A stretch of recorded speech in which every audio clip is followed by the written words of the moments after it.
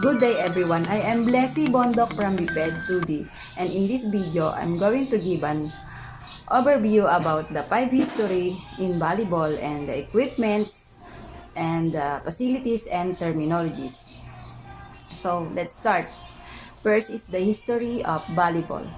The volleyball was invented by William G. Morgan in 1895, initially calling the sport mintonette. With a few decades, volleyball had spread internationally and become a college sport.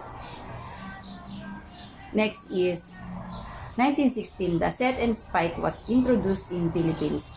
In 1916, in the Philippines, an offensive style of passing the ball in high trajectory to be stuck by another player. The set and spike were introduced. Next is 1917, the game was changed from 21 to 15 points. In 1917, the games was charged from requiring 21 points to win to a smaller 15 points to win.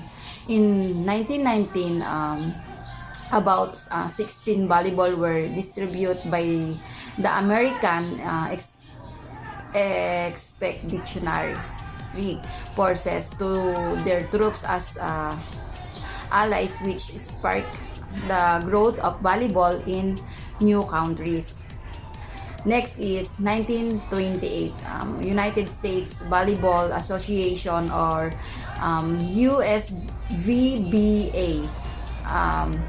Now USA Volleyball was formed. In 1928, it became clear that tournament and rules were needed.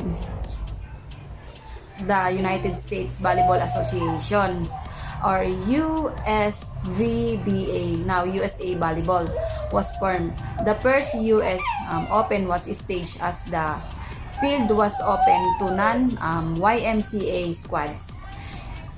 Next is in 1934, the approval and recognition of national volleyball referees. Here was the approval and recognition of national volleyball referees. The first referees is the official in charge, and if they feel it's necessary to do so, the first referee has the authority to overrule any of the other officials. Next is in 1937, U.S. Volleyball Association, now official national governing body, or NGB, the Amateur Athletic Union, or AAU, is an amateur sports organization based in the United States in 1937. At the AAB convention in Boston, action was taken to recognize the U.S. Volleyball Association as the official normal governing body, or NGB, in the U.S. Next is the volleyball equipments and facilities. First is ball. A special ball was introduced for the game. They create a ball in 1900 consisting of the 3 layers. The first was latex bladder made from the material like a bicycle tire. The second was a cheesecloth material around the bladder, and the third was a leather outer layer. It is a ball used to play indoor volleyball, beach volleyball, or other less common variation of the sport. Volleyball are round and traditionally consist of 18 nearly rectangular panels of synthetic or genuine leather arranged in 6 identical sections of the 3 panels and wrapped around the bladder. Next is volleyball court. So here's our volleyball court. Dimension. The volleyball court is 60 feet by feet in the total. The net is placed in the center of the court and making each side of the net 30 feet by 30 feet. Next is center line. It is a mark at the center of the court, dividing it equally into 30 feet squares, a basic which the net is placed the boundary that is directly under the net and divides the court into the equal halves. Next is the attack line. An attack line is a mark 10 feet of each side of the center line, or this is a line 3 meter from the net that separate the front row players from the back row players, commonly referred to as the 10-foot line. Next is the service line. Service line, this is a service line, the area from the which the server may serve the volleyball is marked 10 feet inside the right sideline on each back line. Next is the net.